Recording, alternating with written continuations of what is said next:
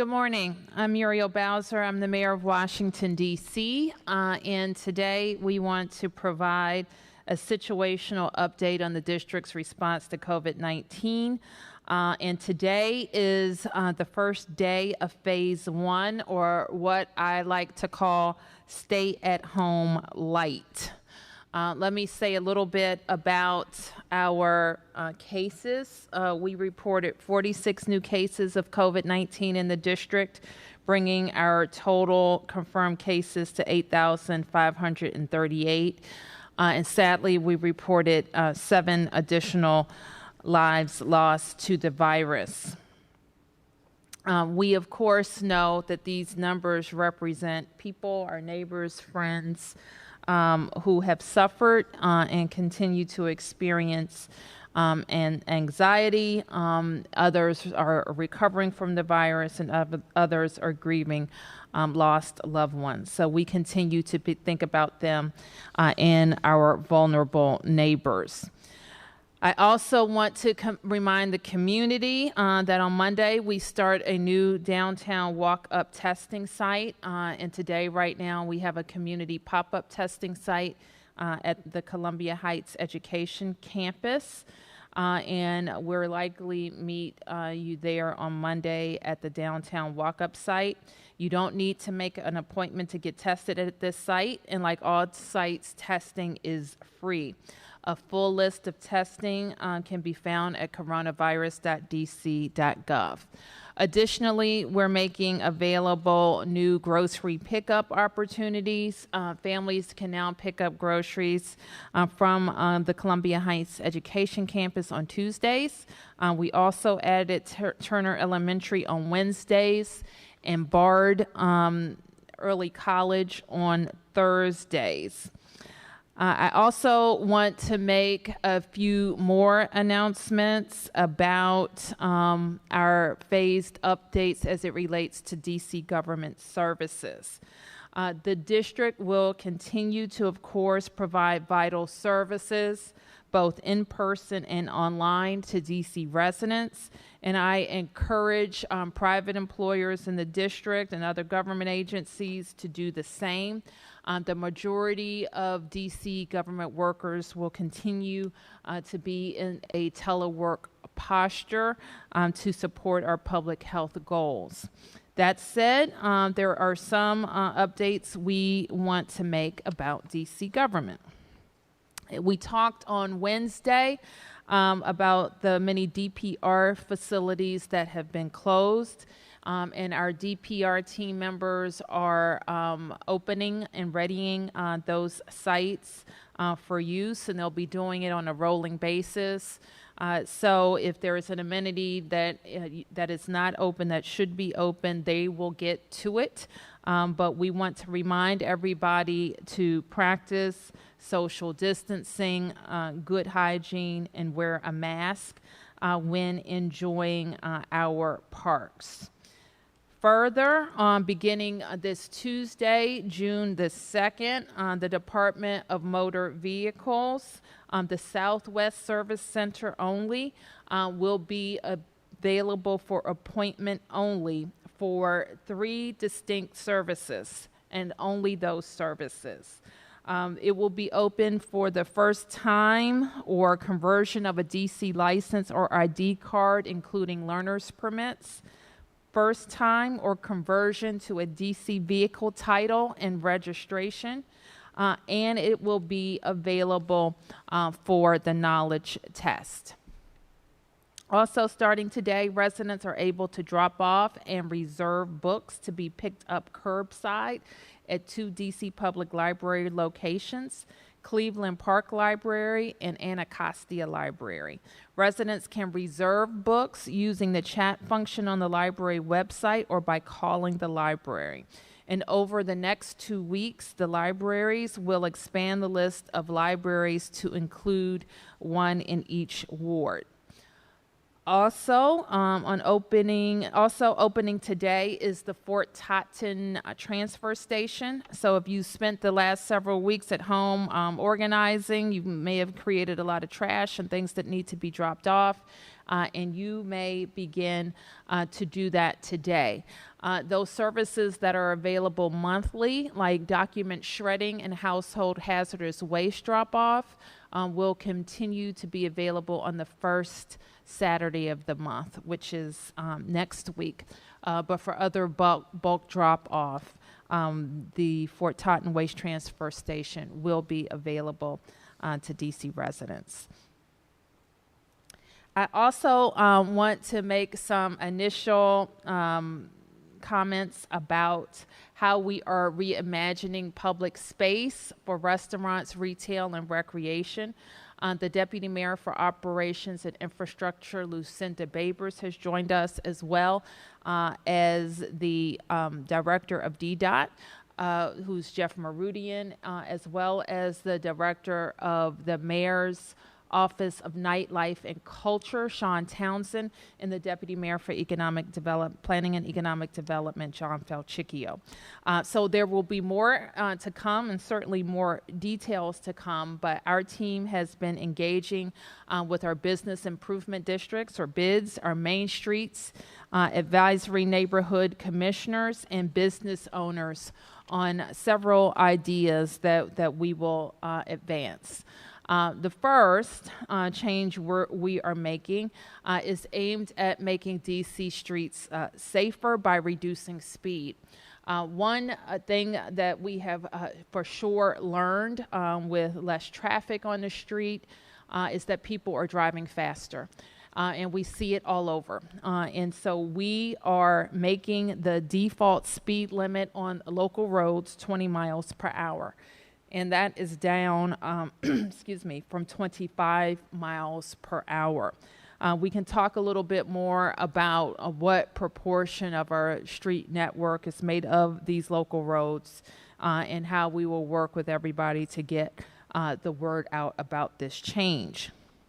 While it may seem like a small change, we know that surviving accidents is strongly correlated to speed. And lowering the speed limit will help us keep people safe. Last year, we lowered the speed limit to 15 miles per hour near schools and recreation centers as an example of moving in this direction. The new speed limit will go into effect this Monday, June the 1st. Additionally, DDOT is working on launching a initiative called Slow Streets. And through this effort, DDOT will identify areas of our city where more space is needed to move around and social distance. They have identified existing bikeways, for example, as parts of a network that can be part of the Slow Streets initiative. They will restrict those roads to local traffic only and reduce the speed limits on those roads to 15 miles an hour. While these roads will not be completely closed to traffic, barriers and signage about the restrictions will be posted so that drivers know that these are local roads only. So Jeff will talk a little bit more about how DDOT is preparing to roll out this Slow Streets initiative. The next thing I want to talk about is how we can reimagine our roadways to support restaurants and retail, especially during our pandemic response, and how we can support DDOT's idea of streeteries. These are eateries in public space, for example. So this is an area where we will continue to work with our BIDs and main streets to figure out what works best for the businesses and customers in those areas. We want to completely understand their needs, and we're working with them. We know that a lot of these businesses, for example, are required to rely on curbside pickup. So we want to make sure that that's part of our consideration. We also know that various types of roadway modifications require a lot of public safety support, and so that will be a part of our analysis too. So DDOT is launching an application site where restaurants can apply to expand their outdoor space, or if they're not currently permitted for outdoor space, they can apply for outdoor space.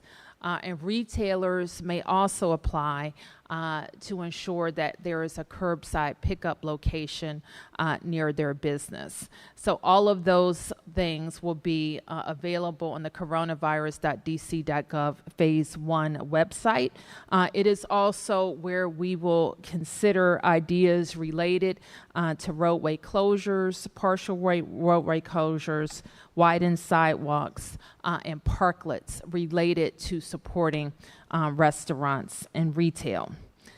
So finally, let me just remind everybody of some of the rules of outdoor dining. You must wear a mask, obviously not while you're eating or drinking, but while you're approaching, or if you enter the restaurant to use the restroom or any of those things. While you can wear a mask, you should wear a mask. All diners must be seated. No more than 6 people at a table. Tables must be 6 feet apart, and games and other activities that lead to close contact are prohibited. Restaurants are making sure that their staffs are doing everything possible to protect you, and it is your responsibility to make sure you do everything to protect your staff. Certainly do not go out to eat if you do not feel 100% well. Even if it's a headache, it's not worth taking the chance. So finally, I just want to remind everybody, somebody asked me this morning, was this a day of celebration? And I said it's not a day of celebration. It's a day of being able to do some things slowly and on a limited basis that we haven't been able to do for 10 weeks. But it's not a party. And we shouldn't treat it like a party, or else we'll be back to square one. We must also remember that we have a special responsibility to protect our most vulnerable neighbors and members of our community. In Washington, D.C., nearly half of our population is African American. And this virus, we know, is disproportionately taking the lives of African Americans. Regardless of your race or age or anything, you need to consider that when you go out and when you interact with people. Everyone needs to be wearing a mask. We need to continue to social distance, and we need to be washing our hands frequently and staying home when sick. So we certainly have a lot to be proud of, I think, as a community, because we have joined together and sacrificed a lot so that we could blunt the curve of this virus, have the public health system in a position to support our community, and we have to protect that progress. So with that, we'll answer any questions. Yes, Mark.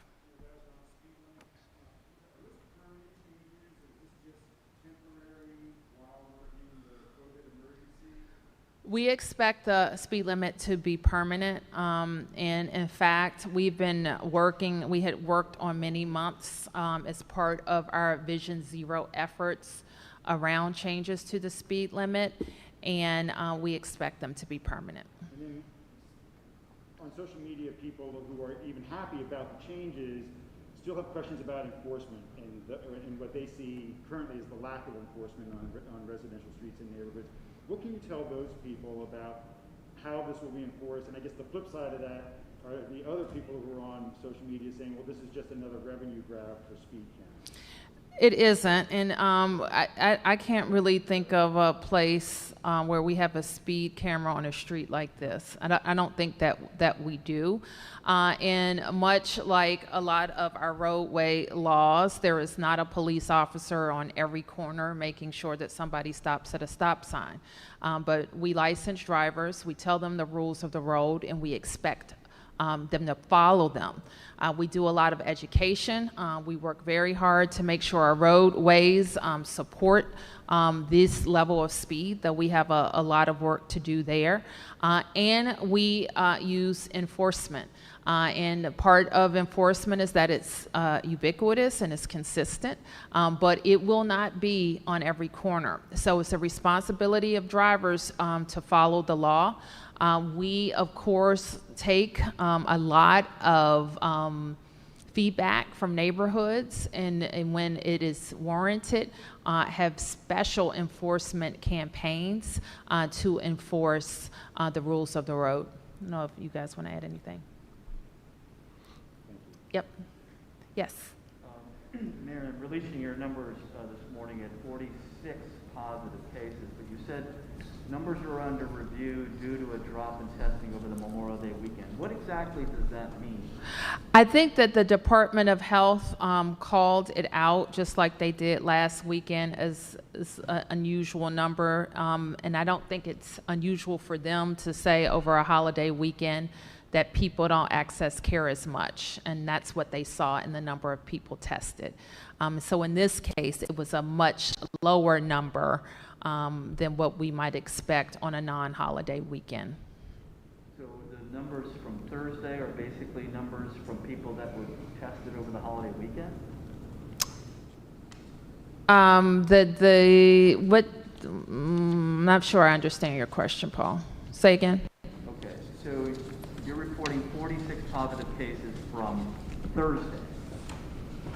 Is that the result from the tests that were done over the holiday weekend? No, the cases that we reported were the lab results that came in for the previous day. So today is Friday, so for Thursday. The curve, however, in the community spread number is based on, could go several days back. So these numbers could be adjusted? It could be adjusted per what DOH said. It could be adjusted. Are you concerned that there's going to be a large unforeseen spike there? They have given me no reason to be concerned about that. What do you take from seeing only 46 positive tests yesterday? Well, I think the point in DOH highlighting it was that we don't take anything from it because it may be an anomaly due to the holiday weekend. Any other questions? Yes. For the street closures, a couple of questions about that. One, how long, for someone who's getting a new permit, they don't currently have space, retailer or restaurant, how long do you anticipate that taking before, from the time somebody goes online, fills out their application, to when they can actually start using that sidewalk? We expect it to be very quick. Let me ask Jeff to respond. Thank you, Mayor. All of our agencies have been working together to create a streamlined process that will allow restaurants and businesses to go to one place to fill out a registration form, and then we will work with them on a case-by-case basis to ensure that they have everything that they need. But it's our intention at the Mayor's direction to make this a very quick process. Days, weeks? We think within several days, depending on the complexity. But yes, we are using all flexibilities to ensure that the businesses have our support. And then on the recreation side, when you had been talking about this before, was, restaurants, retail, recreation, we're going to be able to use this space. So is there a component where people could actually, I know you're slowing down the streets and making them local, but is there a component where neighbors could request, we want our street closed completely so that people can recreate outside? Not in phase one, Mark, and that is something that we've discussed well. And what we don't want during the phase one is gatherings of more than 10. So DDOT also has an idea that they will flesh out that may be more appropriate for phase two. Jane Recker. Jane?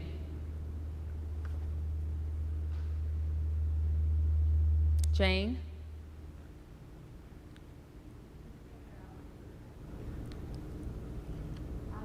Alex? Hey, can you hear me? Yes.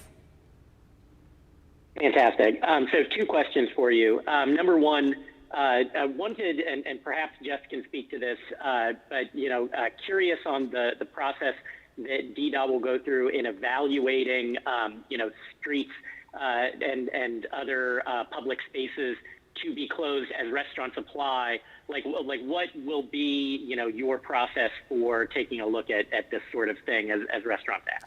Before you start, Jeff, let me just say part of the process that we've gone through now is reaching out to every business improvement district in every main street. Am I missing anybody?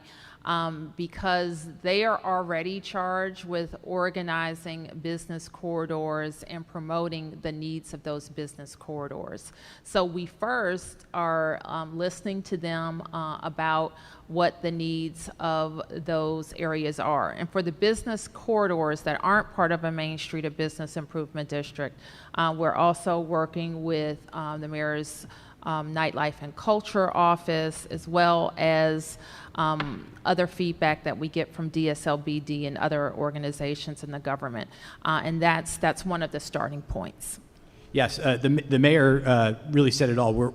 Our first and foremost concern, of course, is always safety, and so we'll make sure that anything that's put in place is safe for everybody that intends to use it. But by and large, we're being very creative here in using expanded sidewalk space, potentially using a parking lane, and in some cases, we intend to even use travel lanes for table seating.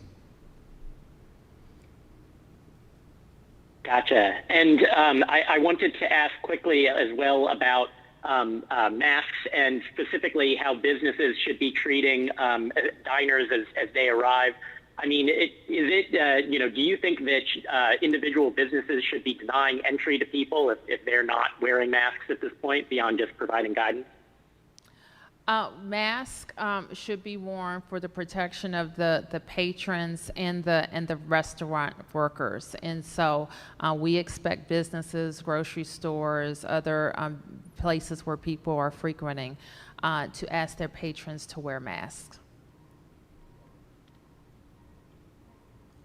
Yes, Steve Thompson. Hi, I was just looking at the coronavirus.dc.gov/testing. And it still says that only individuals exhibiting signs and symptoms that have been pre-registered will be tested. It says that the resources for testing are limited and testing must be prioritized. And it seems to suggest that people with mild symptoms maybe shouldn't get tested. It says for people who have mild symptoms, a positive test would not change how they should handle their illness. I'm wondering if this is just outdated and has yet to be updated, because it contradicts, I think, what we've heard at the press conferences. Yes, it needs to be updated. What page are you? You're on the data page, you said? On the testing page? We'll address that right away. Yeah, it's the main coronavirus.dc.gov/testing, and it's in the Q&A. Okay. We'll address that. Okay. Thanks for pointing it out. Annalisa?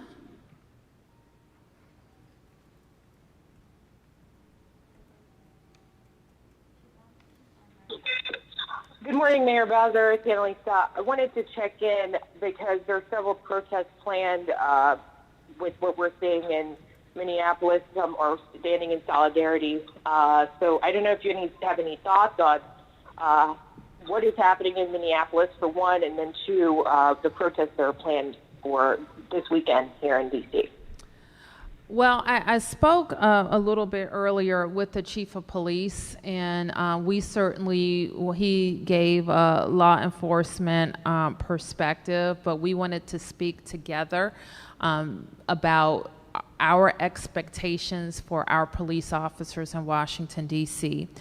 We were both saddened and outraged by what we saw in Minneapolis. For anybody who's watching a person in police custody, 3 officers watching while one was begging for his life, would be outraged and saddened. But we also want to make clear that that's not our expectation or what we would stand for in Washington, D.C. The chief made clear what the duties and responsibilities of the officers are, and I want to make that clear too. What we recognize is that the community needs good police, and the police need the community to respect and trust them so that our communities are safe. And that's what we wake up to do each and every day.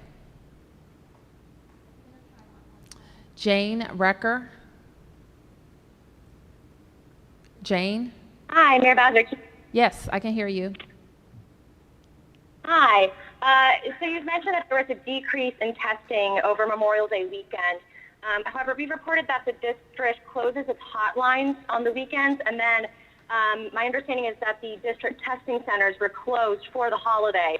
So if it's so crucial to have this continued testing, why were these services closed for the weekend?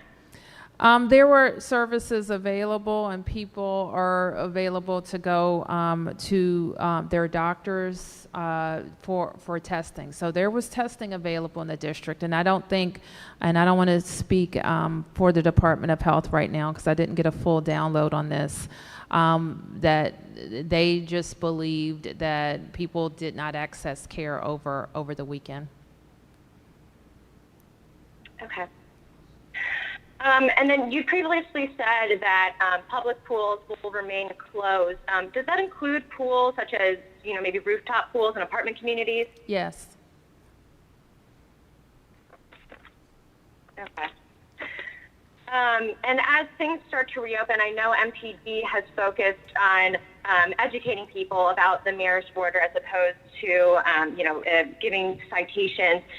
Are there any plans to change police tactics as things start to open up more and you see larger groups congregating? Our plan is to enlist more people to help. Enforcing social distancing it has never been, we haven't achieved what we've had with staying at home and social distancing because of police enforcement. We've achieved it because people recognize that it's the right thing to do and that they're going to do the right thing for their community and their neighbors. So police will never be able to force people to stay apart. We have to make that decision on our own. We do think that having credible messengers in communities that can enforce social distancing, wearing masks, getting tested when you need to be tested, isolating if you test positive, will be a very positive addition to what we'll do in the district. Last week, or maybe it was Monday, we made available an application for grants asking our nonprofits who do this type of outreach work to join us and to submit applications for a grant if they think they can help us be ambassadors to keep people healthy during this COVID response. Jessica. Hi, Mayor. This is Jessica Sidman from Washingtonian magazine.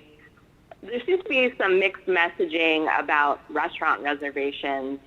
Can you clarify, are restaurants required to accept reservations in phase one, or is that simply a recommendation? Restaurants who are also liquor sellers who have a license from ABRA are required to have reservations. ABRA's board moved on that, I think, in a meeting last night, and they're requiring all licensees to have reservations. If you are a restaurant food seller who doesn't have a liquor license, you are strongly encouraged to do it. Think about some of our fast casual places that may have outdoor seating and don't have alcohol, then they will not be required to have reservations. Thank you. Yes, sir. Mayor, I know you've addressed the situation in Minneapolis, but this morning there was a man arrested outside the 4th District Station who set an incendiary device on fire. He was charged. I'm not sure exactly the charge at this point, but there is some concern that there are people out there who want to continue to send some kind of a message to police, even if nothing happened here in the District of Columbia. What message would you want people to know from you and the police department today about whether or not anybody wants to take this up another level? Well, we talked about our expectations for police, and that's very real. They have a gun, they have a badge, they have arrest power, and their actions and how they deal with the community can have very significant ramifications. And in this case and in other cases, we've seen that people have lost their lives in those interactions. So the message to our officers is very clear about how we expect them to act. But we also expect our community to be respectful to the police. Assaulting a police officer is never going to be tolerated. And if there are problems, there are so many avenues that people can use to have police misconduct addressed. In our city, for example, we have an independent police complaints board. You never have to call the police. You never have to call me to say something happened with the police. You can call this independent board who has a duty to respond and act and investigate. So that's what I continue to say to DC residents, that we have built over many years of working at it, trust between communities and police. We work hard at it every day. We also recognize that it can be gone like that. So that's what I would say. We need each other.